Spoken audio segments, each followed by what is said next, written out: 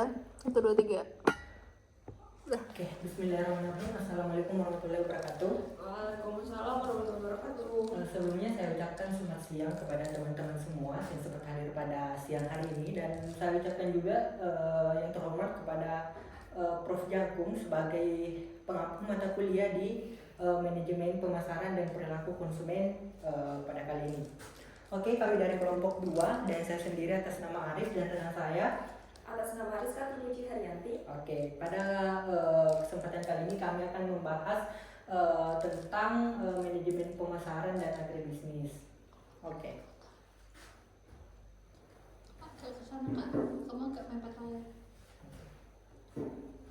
Oke, untuk poin pertama kita akan membahas tentang perilaku konsumen atau consumer behavior.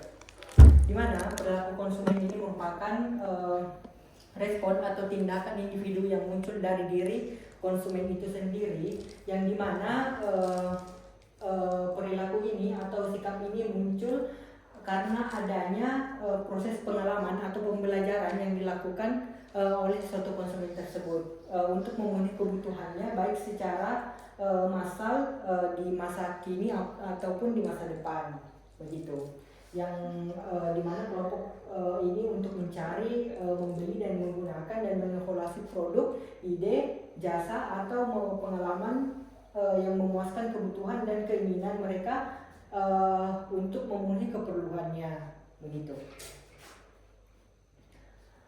Kemudian ini adalah contoh bagaimana ketika kita melihat suatu iklan yang dapat ditayangkan secara berulang-ulang, baik itu dari manfaatnya, kegunaannya di dalam diri kita dan apa kandungan dari produk-produk atau buah tersebut. Kita ambil contoh bahwa ketika kita melihat secara berulang-ulang bahwa manfaat alpukat itu baik untuk kesehatan dan memiliki kandungan-kandungan yang dapat menyehatkan organ tubuh yang selain dari kandungan vitamin dan mineral atau antioksidan yang terkandung dalam buah tersebut, itu menjadi acuan yang selalu menempel di dalam diri konsumen atau di dalam benak konsumen bahwa ketika kita ingin menurunkan atau mengobati penyakit jantung, menurunkan kolesterol dan mengatur gula darah, itu salah satu pilihan konsumsi terbaik itu adalah buah alpukat, dan itu menjadi keputusan atau kemudahan di dalam konsumen dalam mengambil keputusan ketika ingin mengobati penyakit jantung, kolesterol dan gula darah itu, begitu. Next. Kemudian di poin kedua kita akan membahas tentang apa sih tujuan pemasaran itu.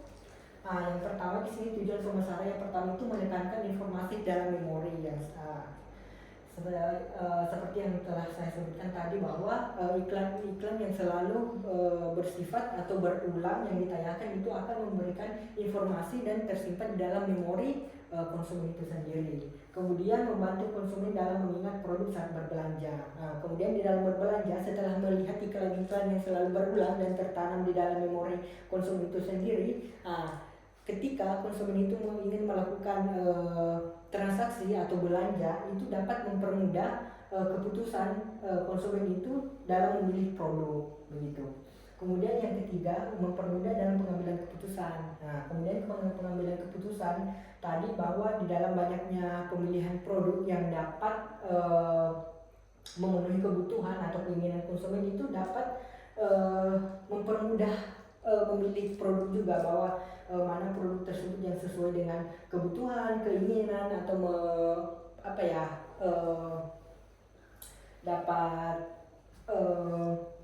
menyehatkan misal, atau vitamin-vitamin apa yang terkandung di dalam produk-produk tersebut itu dapat memudahkan dalam pengambilan keputusan. Kemudian yang terakhir itu mengurangi ketidakpastian dan membentuk loyalitas. Misalnya saking banyak produk, kemudian produk ini kandungannya apa sih, kemudian yang ini apa sih, kemudian yang mana yang lebih baik untuk kebutuhan atau keinginan yang saya inginkan untuk terpenuhi. Itu bisa menjadi salah satu atribut atau cara agar konsumen lebih memilih produk yang sudah pasti sesuai dengan keinginan dan kebutuhan tersendiri, begitu. Next. Kemudian di poin ketiga atau keempat ini kita akan membahas tentang bagaimana sih unsur-unsur perilaku konsumen. Di sini kita lihat bahwa ada 4 unsur-unsur di dalam perilaku konsumen yang dapat mempengaruhi keputusan pembelian atau sikap konsumen untuk membeli produk tersebut. Kemudian yang pertama ada motif, kemudian yang kedua petunjuk atau syarat, ketiga yaitu tanggapan, dan keempat adalah bantuan. Ya. Next, untuk yang pertama kita akan membahas motif. Motif itu apa sih?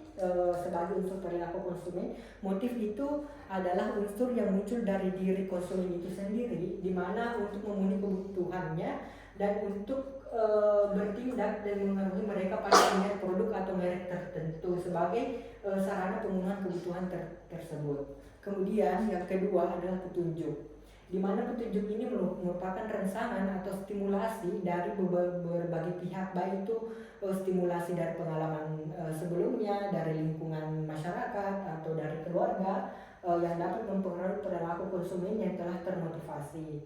Kemudian bagaimana konsumen harus merespon untuk memenuhi kebutuhannya, begitu.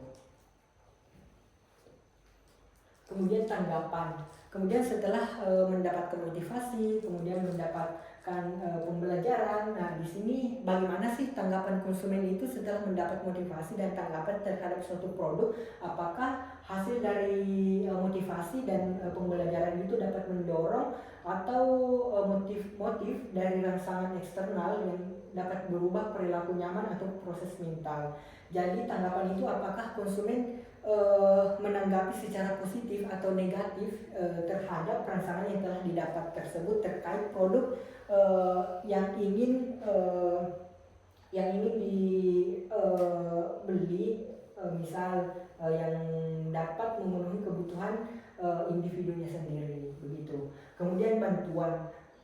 Bantuan adalah merupakan hasil atau konsekuensi berupa apakah setelah tanggapan itu dilakukan, apa sih motif atau tanggapan dari konsumen tersebut, apakah dia senang terhadap manfaat dari produk tersebut, atau apakah konsumen tersebut puas terhadap produk-produk tersebut. Di sini bantuan itu dapat berupa kepuasan atau ketidakpuasan yang dirasakan oleh konsumen terhadap produk-produk yang sudah dibeli, misal begitu, terkait terhadap motif yang sudah diambil, pembelajaran atau tanggapan, sehingga di keputusan terakhir itu bantuan, begitu. Kemudian ini adalah poin selanjutnya mengenai struktur alur pengenalan produk. Di sini ada 2 jenis produk, contoh alur pengenalan produk. Di sini untuk yang pertama, pengenalan produk tanpa unsur perilaku pembelajaran. Berarti di dalam pengenalan produk kita harus melakukan pembelajaran dulu, seperti misalnya promosi umum, kemudian info yang tidak relevan, kemudian respon negatif, kemudian minat rendah, sehingga produk yang kita perjualbelikan itu gagal atau tidak diminati oleh masyarakat. Dalam hal ini mungkin karena kita harus mengetahui motif konsumen, apa sih motif konsumen sehingga tertarik dengan produk-produk kita, gitu. Dan ini merupakan unsur alur yang tidak menerapkan perilaku pembelajaran. Kemudian yang struktur yang hijau ini merupakan struktur di mana unsur yang diterapkan dengan pembelajaran dengan perilaku pembelajaran terhadap konsumen.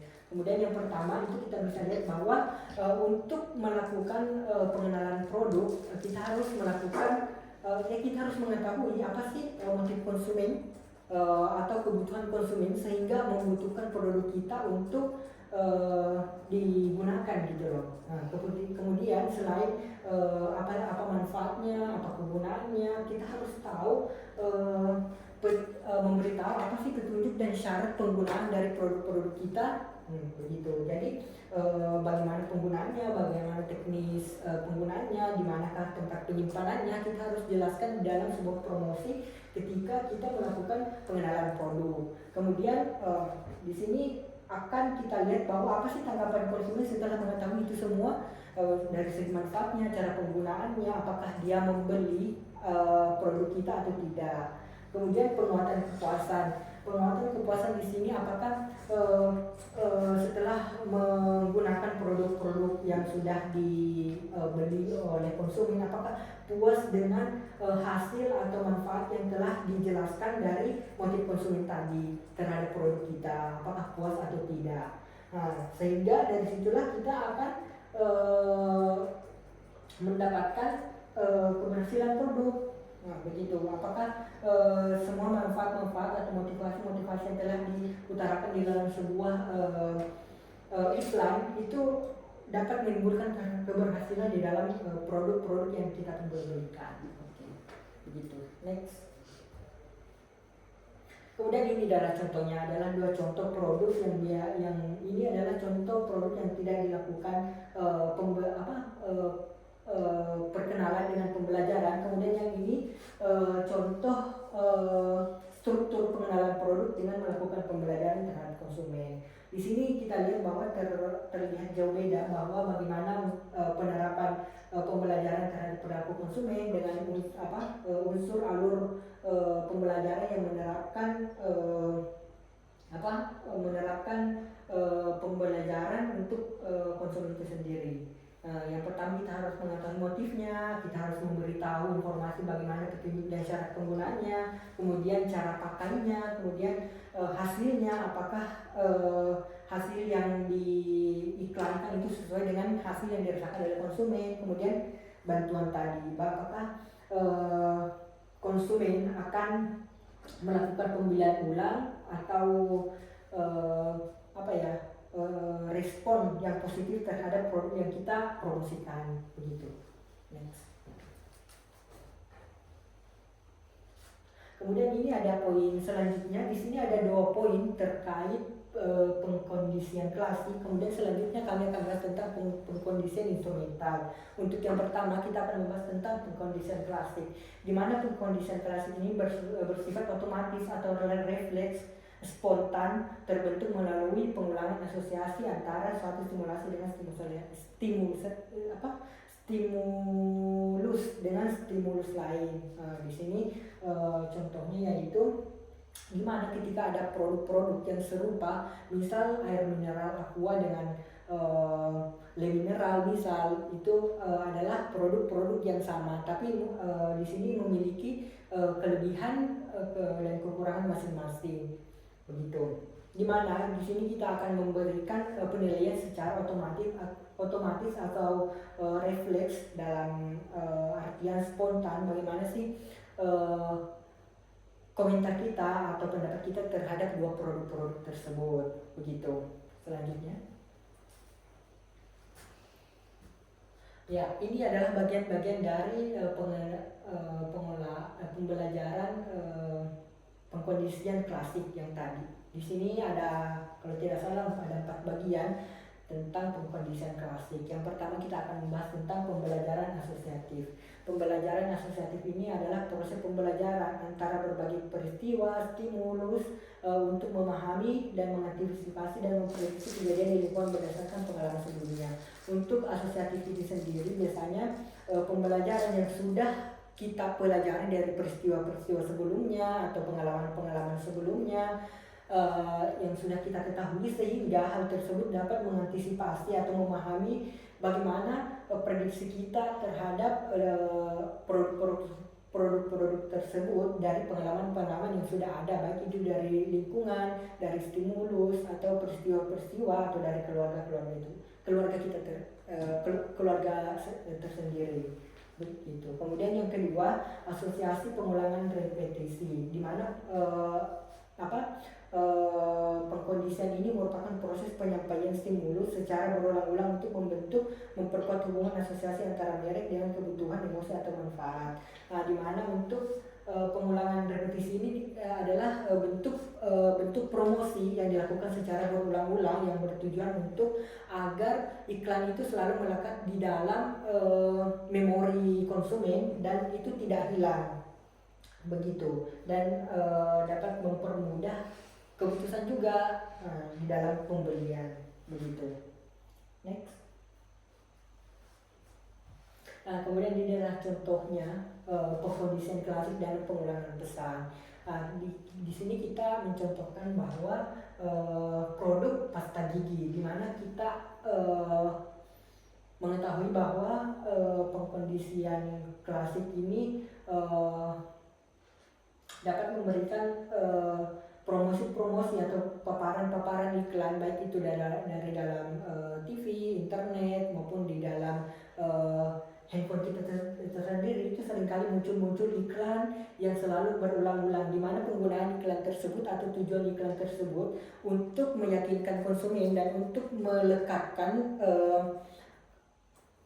produk tersebut atau iklan tersebut di dalam diri konsumen, agar iklan tersebut selalu mengingat produk-produk tersebut merupakan pilihan terbaik ketika kita memilih pasta gigi gitu. Nah, sehingga itu akan menyebabkan respon otomatis ketika konsumen ingin melakukan keputusan pembelian begitu.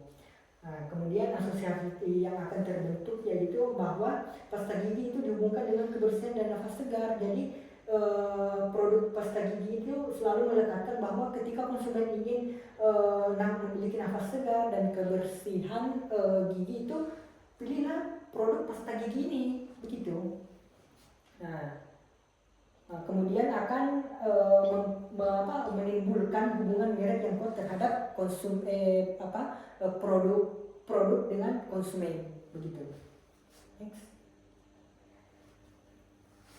Nah, kemudian ini adalah poin ketiga dari pembelajaran klasik. Yang ketiga itu generalisasi stimulasi. Generalisasi stimulus itu merupakan contoh produk yang telah dipelajari sebelumnya, sehingga konsumen memerlukan produk baru atau terlihat seolah-olah sama dengan produk asli yang sudah dikenal. Nah, seperti tadi misalnya ada beberapa produk yang sama yang bisa juga bernaung di bawah merek yang sama, tapi nama ininya tuh beda, nama produknya beda, tapi di bawah brand yang sama begitu. Dan di sini bagaimana sih respon konsumen terhadap produk-produk yang sama ini? Apakah produk tersebut bisa memberikan respon yang sama terhadap konsumen yang sama pula? Apakah produk yang berbeda ini juga mendapatkan respon positif terhadap produk yang berbeda tapi merek yang sama begitu? Kemudian selanjutnya perluasan lini produk. Perluasan lini produk ini langsung di contohnya bisa. Oh ya, kalau perluasan lini produk itu bagaimana produk-produk itu menciptakan bentuk produk yang berbeda tapi dengan penggunaan yang berbeda pula. Kemudian perluasan bentuk produk itu merupakan produk yang sama dalam bentuk atau format yang berbeda dengan memanfaatkan asosiasi pengalaman kepercayaan konsumen terhadap merek tersebut. Kemudian merek keluarga. Merek keluarga ini merupakan merek misal mereknya yang sama tapi bentuknya yang berbeda. Itu contohnya seperti seperti merek iPhone, ada handphone, kemudian ada tab, kemudian ada laptop, semuanya merek Apple begitu. Itu merupakan contoh merek keluarga. Oke, next. Yang ini adalah contoh-contohnya untuk perluasan lini produk. Perluasan lini produk ini sama sih, misalnya ada yang botol, ada yang kaleng, kemudian ada yang saset. Ini merupakan perluasan lini produk. Semuanya sama, tapi bentuknya beda. Mau yang praktis atau mau yang botol atau mau yang kaleng itu merupakan perluasan lini produk. Kemudian ini merek keluarga, contoh dari produk merek keluarga atau merek family. Di sini kita lihat bahwa contohnya produk Vaseline dan Gillette. Di mana Vaseline ini ada beberapa jenis produk, tapi di bawah naungan merek yang sama. Nah, begitupun dengan Gillette ini. Kita lihat bahwa ada untuk menyukur, ada untuk krimnya gitu loh. Jadi ini adalah contoh-contoh dari produk atau family produk begitu. Kemudian surat perizinan di dalam melakukan atau membuat produk-produk baru atau menciptakan produk baru, suatu produsen perlu mendapatkan perizinan di mana gunanya untuk menggunakan nama logo atau atribut merek yang memang dari ciri khas produk-produk tersebut, di mana manfaatnya untuk asosiasi, citra, dan kepercayaan konsumen terhadap merek yang sudah dikenal begitu. Oke, selanjutnya. Ini adalah contoh beberapa perusahaan lisensi pada tahun 2025 sampai 2026 yang mengeneralisasikan stimulus dan perluasan merek. Di sini kita lihat bahwa The Disney Company itu ada beberapa produk, perluasan produk dan merek produk, yaitu mainan dan pakaian itu sudah banyak jenis-jenisnya ya. Jadi baik dari perluasan ini produk dan family produk itu Disney itu sudah banyak dari segi mainan dan pakaian ya, khususnya untuk anak-anak ya. Nah, begitu untuk ABG Authentic Brand Shop. Nah, di sini juga ada perluasan produk dan family produk yang dikeluarkan oleh ABG Authentic Brand Shop, itu seperti fashion dan parfum, dan itu sudah termasuk perluasan produk dan perluasan ini produk dan brand family product. Nah, di sini ada juga NBC Universal, dan di mana dia itu mengeluarkan merchandise film itu yang berbeda, tapi dalam konsep yang sama, itu seperti film-film kartun gitu produk-produknya. Kemudian Wibi atau Warner Bros Discovery. Nah, di sini adalah produk karakter seperti Spider-Man, Iron Man, itu sama seperti contohnya perluasan merek, dan adapun produknya yaitu seperti merek keluarga. Dan yang terakhir adalah Pokemon. Misalnya seperti kartu dan mainan, di mana produk-produk ini merupakan brand lisensial, generasi stimulasi, kemudian merek perluasan merek yang seperti disebutkan tadi gitu.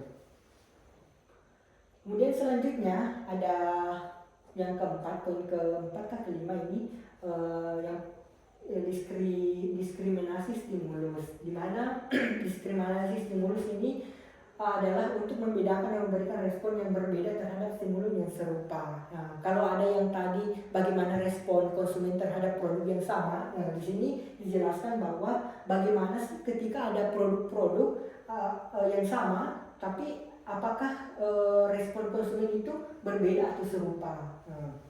Jadi misalnya ada produk-produk yang sama, walaupun dari merek atau brand lain itu, tapi kegunaannya sama, manfaatnya sama, kegunaannya sama, atau kandungannya sama pula, itu bagaimana sih bagaimana sih konsumen itu menanggapinya? Apakah dia merespon dengan sama dengan produk sebelumnya, atau malah dia akan berpindah dengan produk-produk yang baru begitu. Kemudian selanjutnya diferensiasi merek. Diferensiasi merek ini di mana produsen menciptakan persepsi keunikan pada suatu merek dengan menonjol atribut, manfaat, atau citra yang berbeda dari pesaing. Jadi di dalam suatu produk, konsumen harus menimbulkan atau menonjolkan karakteristik dari produk-produk tersebut. Apakah dari kualitasnya, dari mereknya, dari citra perusahaannya, itu harus ditimbulkan untuk perusahaan itu sendiri. Nah, di mana untuk tujuan yang lain, untuk melekatkan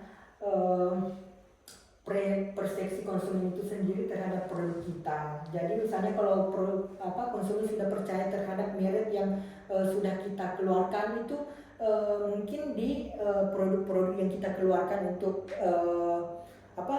beberapa tahun selanjutnya itu akan dipercaya kembali oleh konsumen, karena citra merek kita sudah dikenal dan diyakini oleh konsumen itu sendiri. Seperti itu. Oke, next.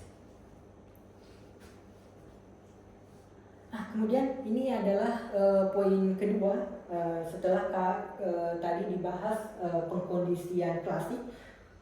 Kali ini kita akan masuk kepada poin kedua, yaitu pengkondisian instrumental. Nah, di mana definisi dari pengkondisian instrumental yaitu merupakan perilaku konsumen terbentuk melalui interaksi antara stimulus dan respon yang diperkuat oleh konsekuensi berupa imbalan atau hukuman. Berarti bagaimana sih perilaku konsumen antara dia mendapatkan stimulasi dari lingkungan sekitar, dari keluarga, atau dari suatu organisasi itu sendiri, dan bagaimana efek dari imbalan atau hukum atau imbas yang didapatkan oleh konsumen setelah mendapatkan produk-produk tersebut. Begitu konsep dari pengkondisian instrumental.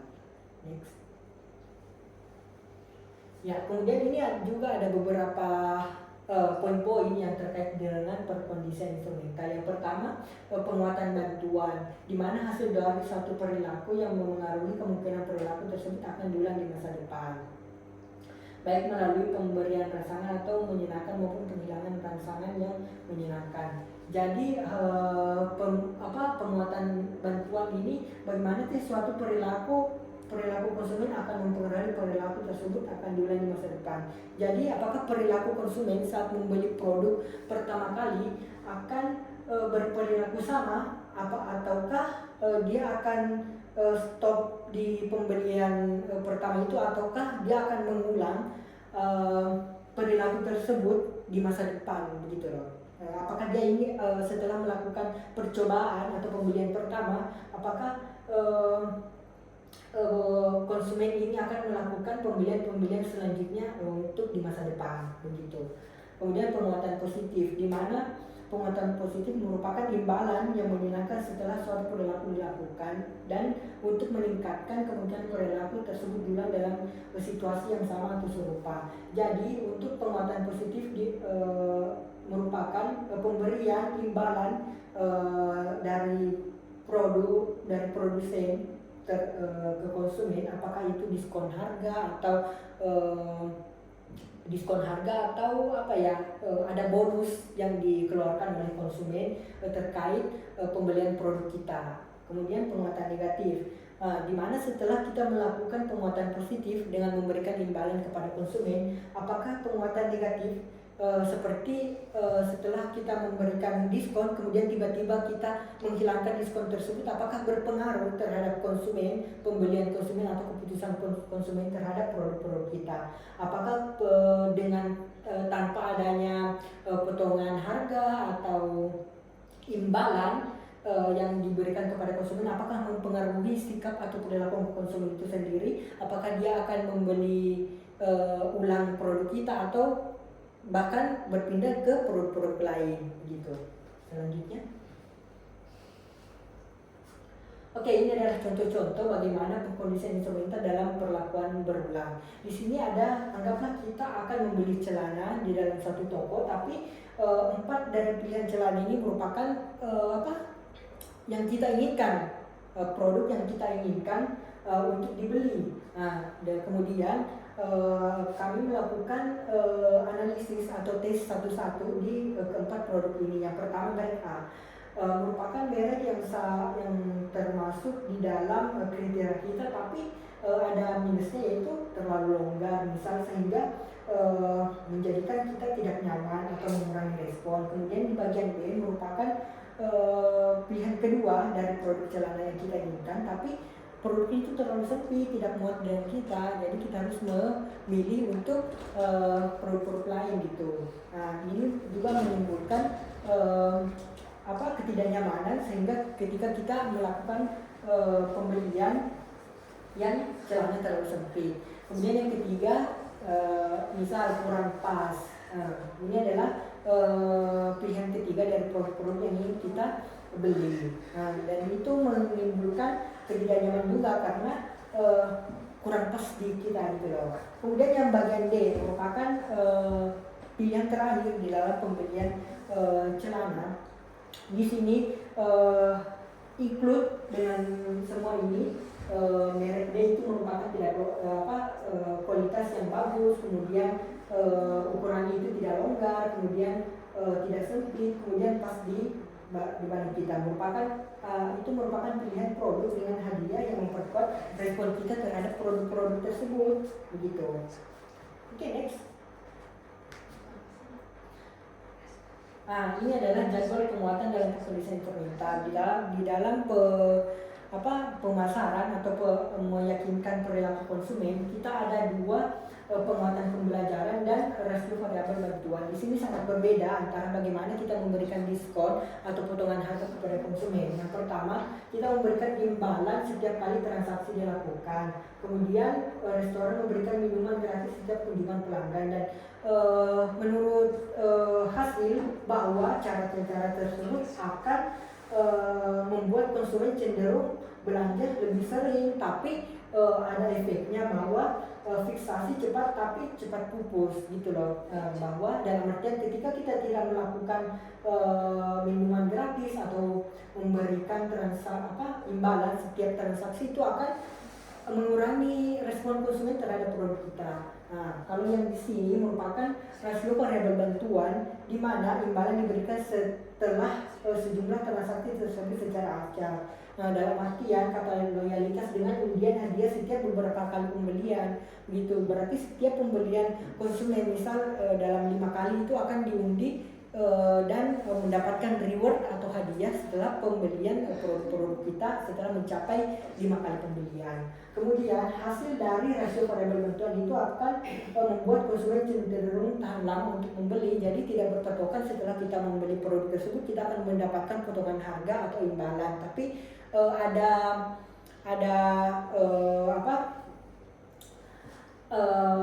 ketentuan-ketentuan khusus yang telah diberikan oleh toko atau produsen tersebut, bahwa setelah mendapatkan reward misalnya 5 kali dalam pembelian, kita akan mendapatkan hadiah atau potongan harga atau gratis produk setelah membeli produk sebanyak 5 kali begitu. Oke, next. Kemudian kepunahan merupakan penurunan di mana proses melemahnya atau hilangnya respon yang telah dipelajari karena tidak lagi diperkuat oleh imbalan. Ya, seperti dijelaskan tadi bahwa setelah ketika kita melakukan perkenalan produk dengan memberikan imbalan atau reward atau hadiah di setiap pembelian, di mana ketika kita menghilangkan imbalan tersebut akan hubungan antara stimulasi atau respon secara bertahap itu menghilang, karena dimana kita setelah memberikan imbalan kemudian tidak, itu mempengaruhi perilaku konsumen. Kemudian ada tahap melupakan, bagaimana setelah melemahnya respon itu respon konsumen akan hilang. Nah, dimana itu melemahnya hubungan antara stimulasi dan respon dalam memori konsumen, akibatnya kurangnya keterlibatan atau kepastian terhadap simulasi tersebut dalam jangka waktu yang lama. Begitu. Jadi produsen yang memberikan diskon-diskon atau potongan harga kepada konsumen akan hilang atau lemah hubungan antara stimulasi dengan respon ketika produsen menghilangkan diskon-diskon tadi. Itu akan berakibat kurangnya keterlibatan dan lama-kelamaan produk itu akan terlupakan oleh konsumen. Begitu. Kemudian kepuasan dan retensi pelanggan. Kepuasan pelanggan merupakan hasil evaluasi konsumen terhadap kinerja produk atau layanan dibandingkan dengan harapan. Sedangkan retensi pelanggan adalah mempertahankan pelanggan melalui pengalaman positif, nilai yang konsisten, dan penguatan berulang atau mendorong pembelian ulang. Di sini sangat berbeda bahwa kepuasan pelanggan merupakan hasil evaluasi atau kepuasan yang telah didapatkan oleh konsumen setelah membeli produk yang sesuai dengan harapannya. Kemudian sedangkan retensi pelanggan yaitu pelanggan melalui pengalaman positif, nilai yang konsisten, dan penggunaan berulang untuk mendorong pembelian ulang. Nah, kalau yang kepuasan pelanggan itu lebih ke mengevaluasi bagaimana sih harapan konsumen terhadap produk kita. Kalau untuk retensi pelanggan itu melalui pengalaman positif, atau pembelian yang berulang yang dilakukan oleh konsumen. Kemudian pembentukan ini merupakan proses pembelajaran di mana perilaku konsumen dibentuk secara bertahap melalui pemberian penguatan terhadap tindakan-tindakan kecil yang mendekati perilaku yang diinginkan bahkan sebelum perilaku tersebut sepenuhnya terjadi. Begitu. Kemudian adalah pembelajaran massal. Pembelajaran massal ini seperti pembelajaran yang dilakukan oleh suatu promosi yang dimana misalnya sales itu turun langsung ke lingkungan masyarakat untuk mempromosikan produk-produknya tersebut dengan mengumpulkan masyarakat yang ada di sekitar situ untuk melihat bagaimana sih kualitas produk kita, apa saja kegunaannya, apa saja manfaatnya, apa saja kekurangannya, kemudian mempraktikkan bagaimana cara-cara penggunaannya, penerapannya. Itu merupakan contoh pembelajaran massal. Kemudian pembelajaran terdistribusi. Pembelajaran terdistribusi itu merupakan pembelajaran di mana disebarkan secara berkala. Berarti untuk pembelajaran distribusi ini biasa dilakukan secara berulang-ulang atau bertahap-tahap di dalam lingkungan konsumen dengan tujuan apa? Sehingga agar manfaat atau tujuan dari produk-produk kita itu tidak dilupakan oleh konsumen. Jadi dengan melakukan stimulasi secara berkala itu dapat selalu mengingatkan kepada konsumen terhadap produk-produk kita, apakah motif atau manfaat dari produk kita itu selalu melekat pada memori konsumen. Begitu. Oke, baik, selanjutnya akan dilanjutkan kepada rekan saya, itu Mbak Rizka, dipersilakan.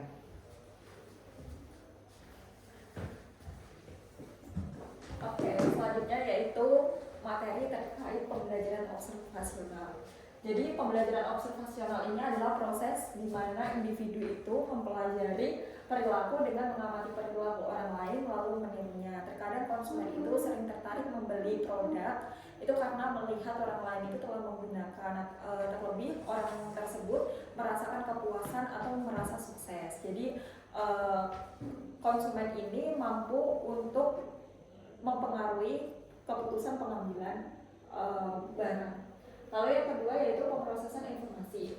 Pemrosesan informasi ini adalah proses bagaimana konsumen itu menerima, memahami, menyimpan informasi sebelum mengambil keputusan. Nah, sebelum dalam kehidupan sehari-hari kita sering dihadapkan berbagai macam pilihan produk. Contohnya ketika kita mau membeli handphone, sebelum membeli pasti kita akan mencari informasi dulu, lalu kita membandingkan produk dan mempertimbangkan dari segi kelebihan dan kelemahan. Contohnya ketika kita sebelum membeli handphone, kita pasti akan melihat dari segi harga, fitur, kualitas, merek, review dari pengguna lain untuk membeli produk tersebut. Nah, kemampuan konsumen dalam pengambilan keputusan ini berbeda-beda. Ada yang langsung membeli tanpa banyak pertimbangan dan ada juga yang membandingkan produk terlebih dahulu. Lalu konsumen dengan kemampuan kognitif yang lebih tinggi ini memperoleh lebih banyak informasi, mempertimbangkan lebih banyak atribut dan alternatif produk daripada konsumen dengan kemampuan yang lebih rendah. Dan komponen-komponen pemrosesan informasi ini meliputi penyimpanan data pengkodian, dan mengambil dan menyimpan informasi. Next. Nah, selanjutnya yaitu penyimpanan data. Jadi di sini dijelaskan ada 3 tahapan. Yang pertama ini adalah indrawi atau sensory store, lalu dilanjutkan ke memori kerja, jangka pendek dan jangka panjang. Yang pertama ini adalah indrawi atau sensory store. Jadi informasi masuk itu melalui panca indera. Contohnya ketika kita mendengarkan iklan, terus kita merasakan kualitas produk, dan kita juga melihat iklan, mendengarkan promosi. Nah, itu diproses di tahapan indrawi. Jadi di tahapan indrawi ini cuma berlangsung sekitar 1-2 detik. Jadi konsumen kalau tidak langsung memberikan perhatian atau memberikan respon, maka informasi tersebut itu langsung hilang. Lalu yang kedua ini dilanjut ke memori jangka pendek atau short term memory. Pada memori jangka pendek ini informasi cuma menampung sekitar 4-7 informasi dan itu bertahan sekitar 10-15 detik. Kalau misalkan konsumen itu tidak langsung merespon, maka informasi ini akan cepat hilang dan langsung diproses ke jangka panjang. Lalu yang terakhir ini adalah memori jangka panjang. Jadi informasi yang menarik ini akan diproses lebih lama di memori jangka panjang atau long term memory. Nah, supaya informasi ini tidak cepat hilang, maka dibutuhkan pengkodean. Pengkodean ini adalah informasi yang masuk itu dihubungkan dengan pengalaman yang sudah dimiliki sebelumnya. Nah, terus informasi yang penting akan diproses di memori jangka panjang ini dan akan difilter melalui di tahap pengambilan. Next. Nah, selanjutnya ini adalah pengkodean. Pengkodean pemasaran ini adalah proses di mana kita itu memilih kata atau gambar visual untuk mewakili objek yang kita persepsikan. Nah, biasanya iklan yang didominasi teks ini akan mengaktifkan pembelajaran merek. Misalkan iklan yang didominasi teks ini khususnya iklan yang menjelaskan spesifikasi produk secara detail atau memperluas wawasan terkait konsumen. Sedangkan iklan yang didominasi gambar ini akan mengapresiasi iklan, karena iklan yang didominasi gambar ini secara tidak langsung akan meningkatkan kebutuhan konsumen. Jadi konsumen itu lebih tertarik dengan iklan yang didominasi gambar, karena otak konsumen itu sangat bergantung pada yang namanya visual. Jadi visual itu meliputi bentuk, warna, karakter, lalu ilustrasi. Jadi iklan yang didominasi gambar ini lebih mudah ditangkap daripada iklan yang didominasi teks. Next. Selanjutnya yaitu pengambilan dan menyimpan informasi. Nah, ini bisa dilihat grafiknya. Ini adalah alasan utama konsumen menggunakan konten bermerek di internet. Nah, bisa diketahui bahwa yang 27% ini adalah iklan yang edukatif. Jadi konsumen itu cenderung lebih memilih iklan yang sifatnya itu edukatif karena bisa menambah wawasan dan juga bisa mengetahui spesifikasi terkait produk dalam kemasan itu secara detail. Lalu disusul dengan tingkat 25% yaitu iklan yang menghibur mereka, menginspirasi dan mengajarkan mereka sesuatu. Yang pertama itu menghibur mereka karena iklan yang sangat mempengaruhi itu yang pertama karena hiburan, itu karena lucu ataupun iklannya itu kreatif. Lalu yang menginspirasi ini terkait cerita sukses atau kisah perjuangan. Yang ketiga ini mengajari mereka sesuatu. Jadi iklan yang menumbuhkan atau memberikan sesuatu yang baru itu mampu menumbuhkan konsumen ini untuk menggunakan konten bermain di internet. Lalu yang disusul yang rendah itu ada hal yang mengejutkan mereka dan membuat mereka bertindak. Jadi yang pertama itu untuk yang 11% ini konten yang mengejutkan mereka. Jadi kalau misalkan konten yang mengejutkan mereka itu ada kayak sifatnya itu kaget dan konsumen itu tidak akan memperhatikan isi dari konten tersebut. Lalu yang terakhir ini adalah membuat mereka bertindak. Jadi kesannya itu seperti jualan. Next. Nah, ini adalah pembelajaran kognitif. Jadi pembelajaran kognitif ini adalah evaluasi sistematis terhadap informasi dan alternatif yang dibutuhkan untuk menyelesaikan kebutuhan yang telah diakui tetapi belum terpenuhi atau masalah yang belum terpecahkan. Nah, di sini itu ada contohnya yaitu iklan Crash Pro Health. Jadi kita asumsikan bahwa ada salah satu pasien yang namanya Barbara. Barbara itu setiap 6 bulan sekali ada kegiatan rutin untuk membersihkan karang gigi. Nah, pada waktu pembersihan karang gigi ternyata dokter melihat kondisi mulut Barbara ini, ternyata Barbara mengalami gingivitis. Gingivitis ini adalah pembengkakan gusi. Nah, pada waktu itu si dokter ini menyarankan bahwa Barbara ini harus menggunakan pasta gigi yang dirancang khusus untuk menghadapi permasalahan tersebut. Nah, secara tidak langsung si Barbara ini melihat iklan Crash Pro Health ini yang dari segi harga dia lebih mahal tapi kualitasnya juga terjamin. Oleh karena itu si Barbara ini akhirnya memutuskan membeli produk ini dan menggunakan pasta gigi yang dirancang untuk mengatasi permasalahan gingivitis gitu. Jadi secara tidak langsung si Barbara ini telah melakukan pembelajaran kognitif. Jadi dia menghadapi masalah, lalu dia menemukan solusi dan dia memakai produk tersebut, lalu dia mempelajari spesifikasi dan manfaat dari produk tersebut, dan dia sudah menerapkan pembelajaran kognitif. Next. Selanjutnya yaitu keterlibatan konsumen dan lateralisasi hemisferik. Next. Nah, keterlibatan konsumen ini adalah tingkat relevansi pribadi yang dimiliki produk atau pembelian tersebut bagi konsumen. Jadi keterlibatan konsumen ini ada yang keterlibatan tinggi dan ada juga keterlibatan rendah. Jadi contohnya keterlibatan tinggi itu ketika kita membeli barang yang investasi, barang yang bernilai tinggi. Misalkan kita membeli laptop, kita membeli kendaraan, pasti sebelum membeli kita akan memikirkan jangka panjang. Kalau misalkan salah membeli, resikonya gimana, terus manfaat jangka panjangnya apa, dan dari segi harga juga kita perlu mempertimbangkan. Lalu keterlibatan konsumen dalam keterlibatan rendah itu contohnya ketika kita membeli sabun, membeli alat tulis, membeli mungkin parfum yang murah. Nah itu juga kita akan membeli tanpa harus mempertimbangkan banyak hal, dan kita pasti tidak akan memikirkan dalam jangka panjang karena mungkin harganya murah dan relatif mudah untuk didapatkan. Next.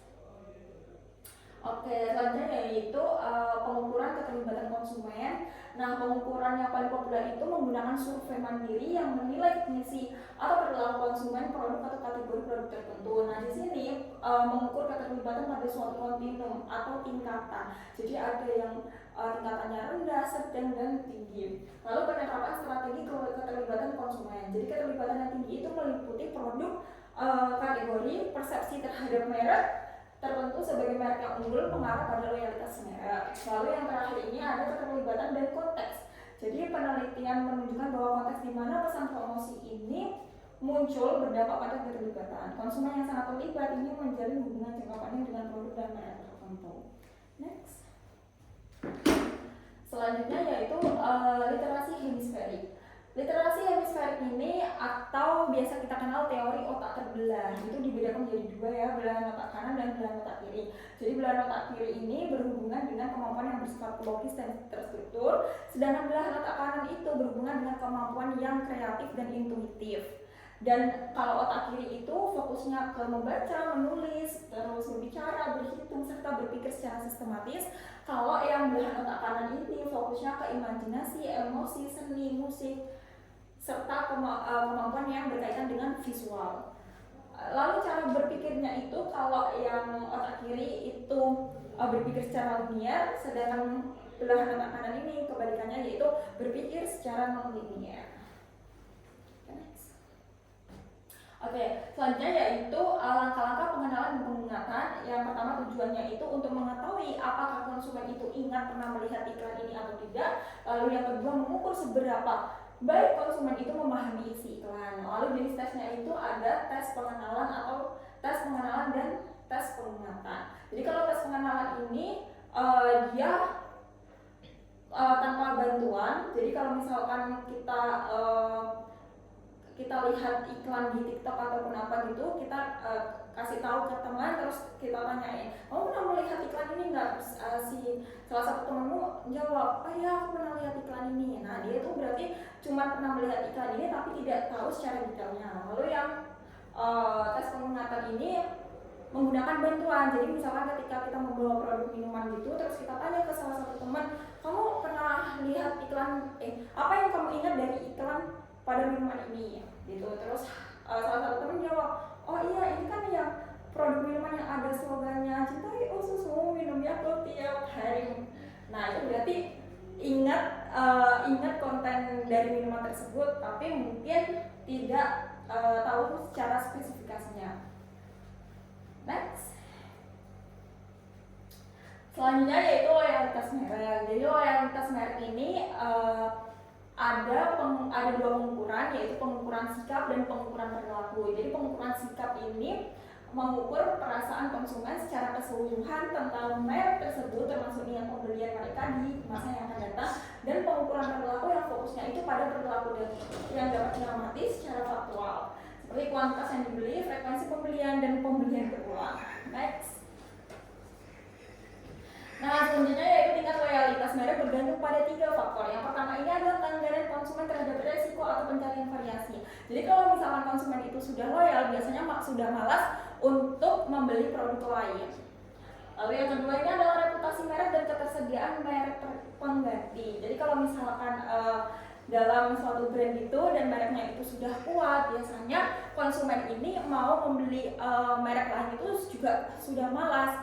Alhasil dia akan lebih loyal terhadap merek tersebut. Yang ketiganya adalah pengaruh kelompok sosial dan rekomendasi teman sebaya. Jadi faktor eksternal itu sangat berpengaruh, bisa dipengaruhi dari keluarga, terus teman, dan juga orang lain. Ada 3 jenis loyalitas merek. Yang ketiga ini ada yang pertama loyalitas merek yang berlebihan.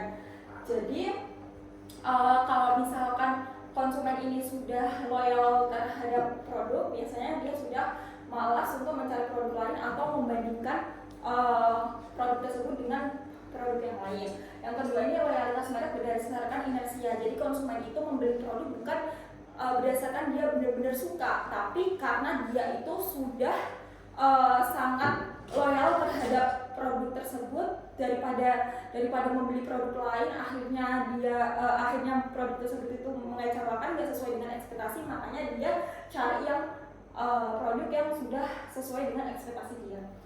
Lalu loyalitas merek premium ini biasanya merek yang sudah memiliki citra eksklusif atau yang mungkin harganya itu prestis, dinilai harganya itu premium. Jadi kalau misalkan sudah dilihat kualitasnya bagus dan mungkin harganya itu bisa dibilang prestis atau premium, mungkin konsumen ini akan tetap membeli karena sudah sangat loyal gitu. Next.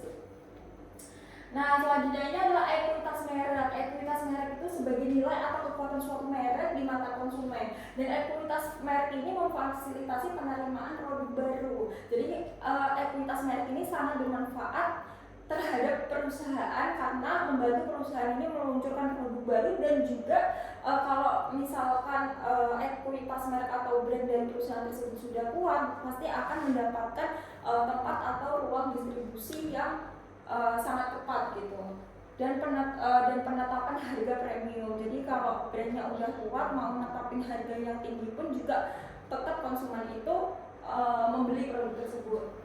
Lalu ekuitas merek ini juga sangat penting karena pembelian dengan keterlibatan rendah seperti barang konsumsi murah yang dibeli secara rutin itu dapat sedikit pemrosesan informasi kognitif. Next. Oke. Mungkin itu presentasi dari kelompok 2. Mungkin ada pertanyaan? Silahkan. Iya. Tadi kan ada pembelajaran masalah pembelajaran terdistribusi ya di slide-nya. Ekuitas merek ya? Iya. Yang mana? Yang slide-nya Mas Aris tadi. Oh, yang Mas Aris. Oke. Nah, itu bagaimana contoh penerapannya dalam produk agribisnis gitu?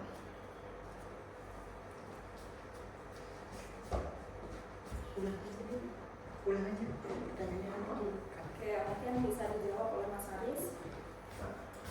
Oke, baik, terima kasih kepada saudari Mbak Shina atas pertanyaannya. Boleh ke slide. Yang slide awal ya? Bukan. Siap. Seberapa? Terus di 20-an gitu. Bukan lagi. Oh ini. Itu yang terakhir. Betul ya? Ini. Mana? Yang di sini coba. Oh ini. Ya. Oke, di sini ada 2 contoh pembelajaran massal dan pembelajaran terdistribusi. Untuk pembelajaran massal itu sendiri dapat dicontohkan sebagai misalnya produk agribisnis, misalnya produk pupuk. produk pupuk yang biasanya dilakukan oleh penyuluh, misal yang dimana dia langsung turun ke lapangan untuk mempromosikan produk-produknya tersebut, dimana ketika suatu penyuluh itu mempromosikan atau memperkenalkan pupuk di lingkungan masyarakat itu, dia langsung mengumpulkan masyarakat untuk melihat bagaimana sih cara penggunaan pupuk tersebut, bagaimana penerapannya, bagaimana apa saja manfaatnya, kapan pupuk itu bisa digunakan. Nah, begitu. Itu contohnya di dalam bidang agribisnis. Tapi misalnya kalau di dalam lingkungan sekitar juga bisa contohkan bahwa misalnya ada promosi salah satu panci, dan saya juga pernah merasakan contoh promosi-promosi tersebut. Misalnya dalam satu promosi yang turun langsung di lingkungan masyarakat, kemudian di dalam lingkungan tersebut dikumpulkan satu masyarakat untuk melihat apa sih manfaat panci tersebut, bagaimana penggunaannya, apa saja yang bisa dimasak, kemudian apa saja kelebihannya, itu diterapkan langsung secara massal di lingkungan masyarakat tersebut. Kemudian secara kedua, pembelajaran terdistribusi. Misalnya dalam suatu produk agribisnis itu ada salah satu produk atau baik itu produk makanan yang bisa dilakukan secara berulang-ulang. Seperti contoh yang di slide tadi, bahwa ada promosi avokat yang biasa kita lihat atau saksikan baik itu di internet ataupun di iklan langsung di televisi, itu secara berulang-ulang dilakukan. Dan tujuan atau manfaatnya iklan dilakukan secara berulang-ulang itu, manfaatnya juga agar konsumen itu tidak melupakan bahwa produk tersebut memiliki manfaat yang harus diingat terus oleh konsumen. Nah, itu yang pertama. Kemudian yang kedua, yang berulang-ulang itu seperti tadi, untuk mempermudah di dalam pengambilan keputusan oleh konsumen. Nah, begitu. Itu sih dua manfaat atau tujuan yang dapat saya jelaskan atau sampaikan di dalam pembelajaran massal atau pembelajaran distribusi, dan perbedaannya dapat di yang sudah saya sampaikan tadi, begitu.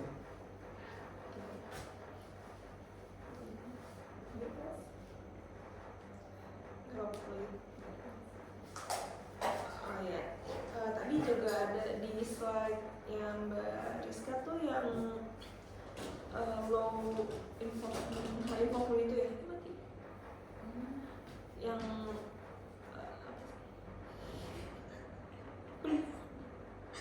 yang untuk membuat pilihan itu yang ada tinggi rendahnya. Coba di Oh, di kapan ini?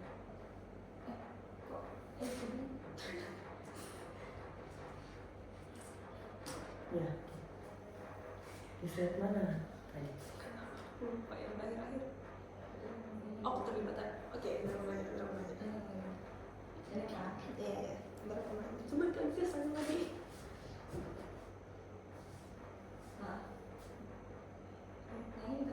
Iya. Nggak, coba ke saya tadi biar nanyanya kayak lanjut gitu. Enggak ya, yang tadi Aris jawab. Biar aku nanyanya biar kayak lanjut, enggak nge-pause gitu. Yang tadi Aris jawab.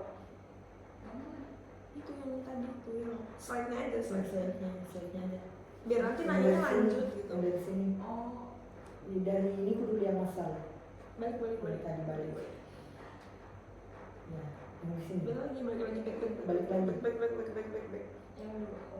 Yang Aris jawab tadi. Nah, kamu gini lagi. Ntar aku nanyanya Bukan ini. tadi itu udah pokoknya yang gini. Bukan lagi sana. Kebanyakan slide. Nah, kamu gini lagi. Aku nanya ulang. Aku nanya ulang. Oke. Nah, tadi kan di slide-nya Mbak Rizka tuh ada ini ya, yang konsumen yang tinggi Ya. gitu. Nah, itu kalau untuk di produk agribisnis, produk pangan itu misalnya, itu apakah investasinya hanya berdasarkan uang atau bisa dari indikator lain seperti kesehatan dan lain-lain gitu? Oke. Jadi untuk yang slide ini ya Mbak,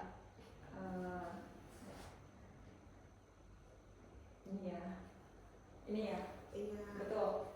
Oke, jadi di sini kan dijelaskan bahwa pengukuran keterlibatan konsumen ini itu dapat mengukur keterlibatan pada suatu kontinum. Kontinum ini berdasarkan tingkatan, jadi bisa rendah, sedang, dan tinggi.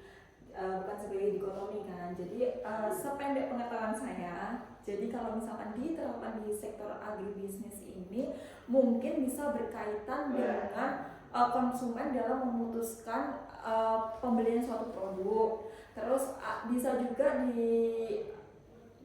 diterapkan ke dalam keuangan agribisnis atau investasi agribisnis.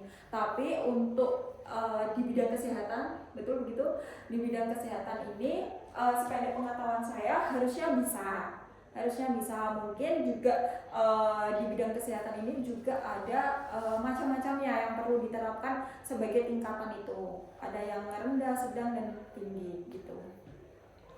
Baik, terima kasih jawabannya. Oke, sama-sama. Oke, terus terakhir.